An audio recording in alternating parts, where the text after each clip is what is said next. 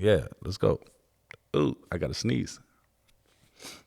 Hey, what's going on, good people? I am back with another video, and today we want to talk about updates in Alan Lux Studios. Yo, what's happening?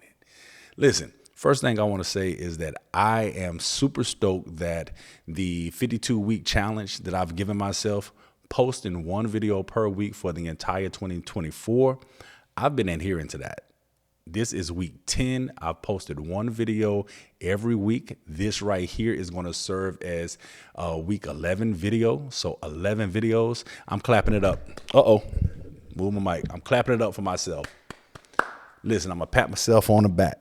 Because listen, it is not easy consistently creating content for yourself when you're trying to run a business. But I've been doing it.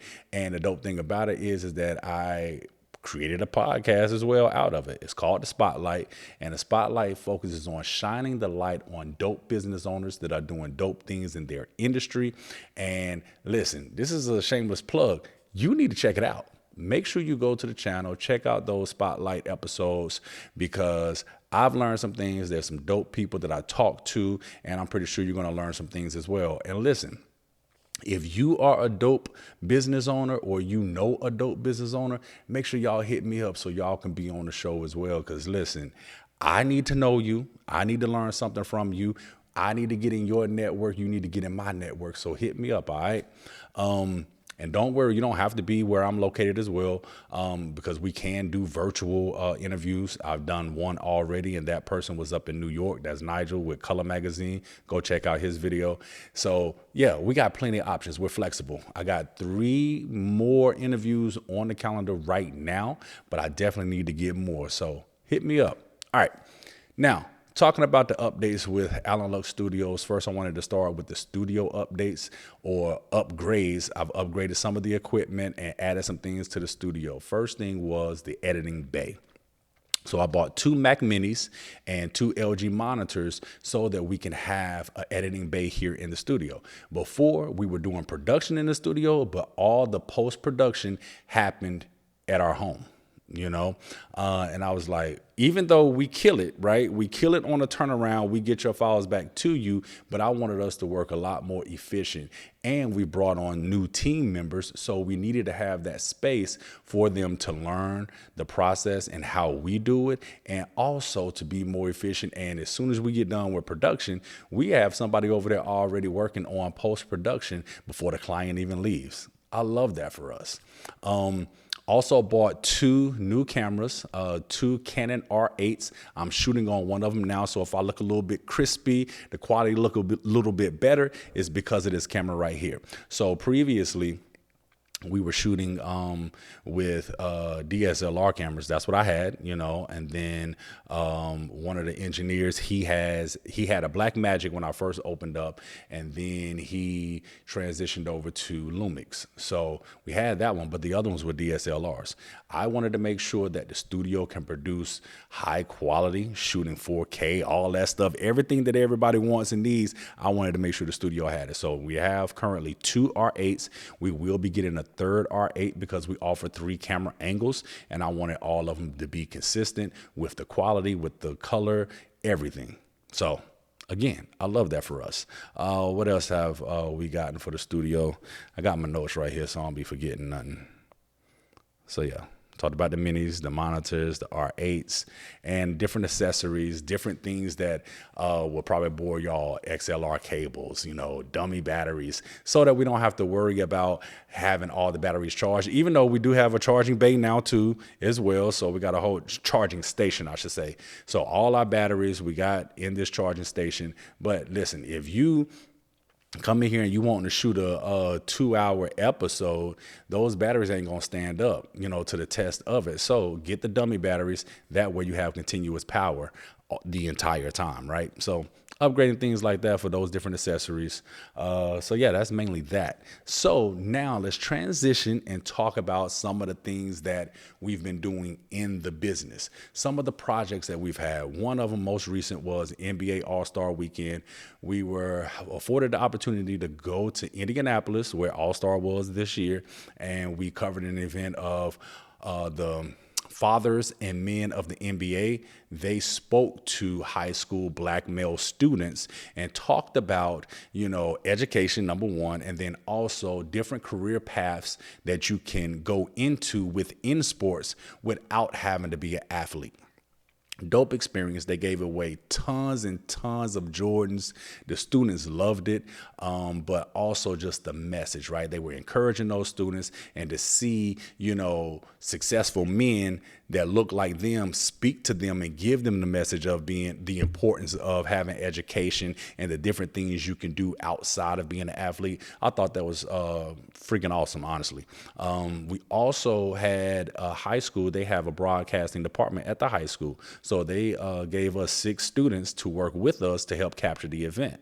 So that was a great experience as well. I gave them the Alan Lux sweatshirts, you know what I'm saying? So it looked great having a 10-person squad, everybody with Alan Lux Studios on it. That was so dope. Again, I'm gonna say I love that for us. I love a lot of things. I love everything that is happening right now for the studio. What other? Oh, right after the event, the day that we got back, the very next day we had to cover a speaking engagement here in Charlotte. So, the long hours in Indianapolis and then the travel back, because, the travel is what kills you, right? So you do the work because we're accustomed to doing the work, but it's the travel. And Indianapolis, that day that we were coming back, it started snowing that day, and they delayed our flight. And I was like, listen, they can't delay us no more because we got to get back to Charlotte because we got a project here in Charlotte to shoot. We only had one delay, so we got on the plane, and it took them about an hour to de-ice the plane. That was my first experience ever going through de-icing the plane, and it took an hour. But we made it back safely, and we made it to our event without a hitch, or the speaking engagement without a hitch. So that was great. Of course, we have our retainer clients. They pay us to come in here monthly and shoot their content. So we had to work them in the busy schedule to make sure that we can shoot their content and deliver it to them in a timely manner like we always do. Because you can't miss a beat. Just because you get these additional projects and stuff like that, you got to take care of those that took care of you. And them retainer clients have been taking care of us for a minute now. So yeah, we're going to deliver for them without a hitch. I introduced the podcast membership back in January of this year. So last year, we got some success from the Peerspace booking platform. That's actually how we got the name out there as far as the podcast studio. That's how people became aware of the podcast place. And like I told you all in a previous video, the podcast studio portion was really like a afterthought in this space, because I focused on, photography in this space and videography work in this space, your short reels, your content, short form content, YouTube content, all of that stuff. But upstairs in the loft, I was like, well, let me just put up a podcast studio up there. But that took off. That's been the number one thing that has been shot in this studio space. And I'm like, okay, I want to be able to service the clients better or give them a better experience, right? Because it's not like you're going to do a one and done episode. So how can we package this to, one, help you instead of having to figure out, okay, let me figure out when I can book, and it's relying upon, what we had available on Peerspace. It's like, hey, let's get you in a membership. You pay a monthly rate, right? And you get the hours allotted to you. You will have the flexibility and ability to look at our availability in real time, so you can book your own sessions knowing that the engineer is going to be available for you for the time that you want. And then also it's like an accountability partner for you. You're launching your podcast. This is something that you want to do. So now that you're locked into the membership, it's like, okay, now let me go make sure I do these episodes, make sure I get that out.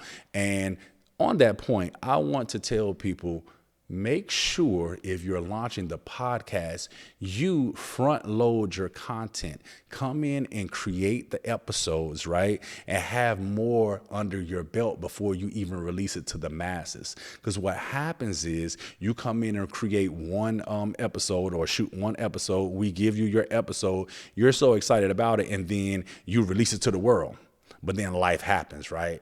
You or your co-host, something happens, y'all can't get back in. So now 2 weeks go by, 3 weeks go by, and now you finally get back in to do your second episode. Well, listen, you may have gotten a lot of buzz on that first episode, but now you've had 3 weeks to go by and you're not even releasing the second episode until 4 weeks later, a month later. You've lost some of that buzz, right? So make sure you front load your content. The membership is definitely going to help you do that. You come in and create those episodes, and no less than 4 episodes up front before you launch. That way you know that you will be able to consistently put out those episodes even when life happens. That's a little life hack for you. All right. So now I talked about the projects and working in the business. Let me talk to y'all about me working on the business. That has been the challenge for me for some time now. You know, when I was a one-man show, I'm doing everything, wearing all the hats, and I was literally in the business. There was no focusing on the business. Now that we've got new team members, you know, more resources, more hands to help us out, I can focus on the business. So first thing is I've been submitting multiple proposals for various projects. I've had a few people reach out, you know, they referrals or previous clients like, hey, our conference is coming up. We want to go ahead and get that proposal from you guys because we want to get you all locked in and on the books, right? So I've done those. Talk to new potential clients, you know, talk to them about our services, been able to go to some of the chamber events and network there. Also, I posted some jobs out there. So listen up, you know, we got graphic designer, videographers, PAs, production assistants, and also interns, right? I've been interviewing for those. That's been going pretty well. I've met some nice candidates that we're interested in. They're interested in an opportunity with us, and I'm interested in working with them as well, having them come on board. Key thing. Creating SOPs. SOP stands for Standard Operating Procedure. Also creating the employee handbook, creating code of conduct, and all the other policies that you need.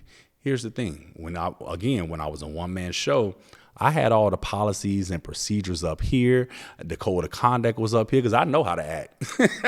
I know how to represent Alan Lux Studios. It was just me. But one thing that I learned is that if it's not documented, it doesn't exist.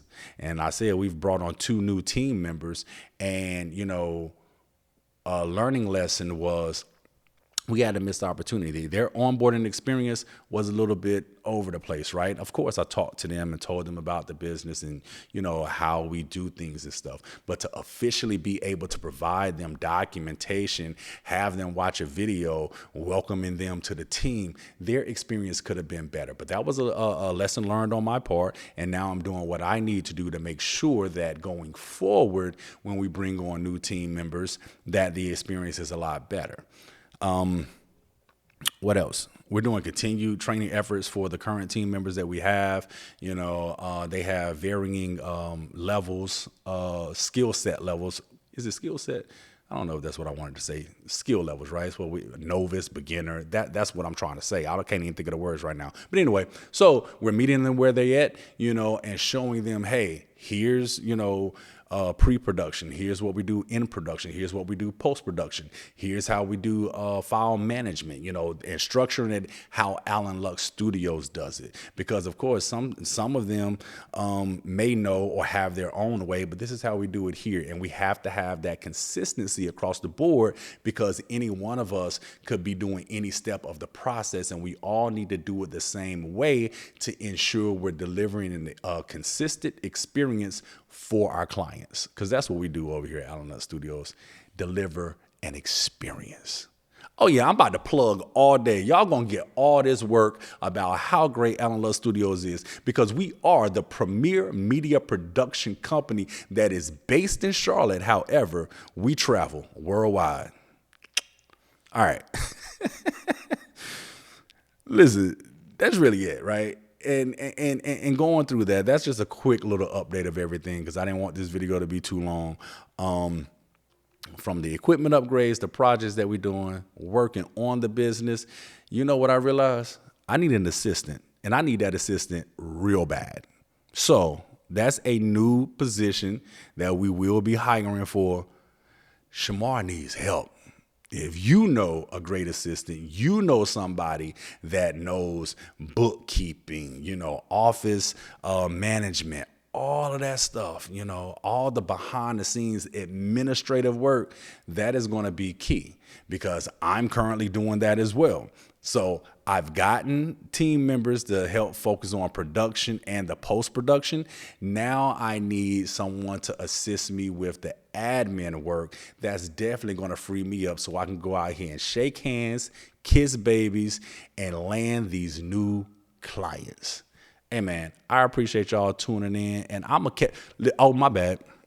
Before I even drop my closing, we are traveling to Atlanta next week for a conference. The week following that, we have a whole bunch of bookings in the studio, from birthday shoots to retain a client to a podcast, 2 podcast recordings. And I'm sure the new member that we just locked in. Oh, I didn't say that earlier. So I launched the podcast memberships, and then we secured our first podcast member on March 1st. They shot their first episode on March 2nd. So I'm sure they're going to be booking some more as well. So we got a lot of things going on. So that's why I've gotten this video in here, to make sure I don't miss a week. But again, we're going to be traveling, and then we're going to be busy with production later on. So I'm going to have to sneak a couple of more videos in there here soon. But I have 3 people lined up for the spotlight there in April. I don't know why I'm telling you this. I guess I'm just telling you, hey, I'm busy right now, but I'm going to make sure that I get my videos locked in. All right, I'm about to go because I'm tired. It's late too. I don't be in the studio this late. So that's probably why I'm rambling right now. But appreciate y'all tuning in. I'm going to catch you in the next one. Peace.